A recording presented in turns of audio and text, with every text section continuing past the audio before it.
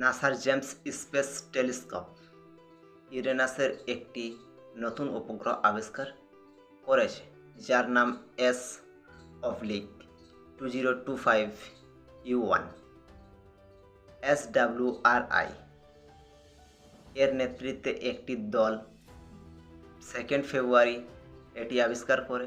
এর ফলে ইউরেনাসের মোট উপগ্রহের সংখ্যা 29টি। এই উপগ্রহের ব্যাস 10 কিলোমিটার বলে অনুমান করা হয় এবং এই উপগ্রহটি 56,000 কিলোমিটার দূরত্বে ইউরেনাসকে প্রদক্ষিণ করে। প্রধান বিজ্ঞানী মারিয়াম এল মুতামিদ এটি ছোট আবিষ্কার কিন্তু তাৎপর্যপূর্ণ আবিষ্কার বলে অভিহিত করেছেন। এই ধরনের ইনফরমেশন পেতে চ্যানেলটি সাবস্ক্রাইব করুন।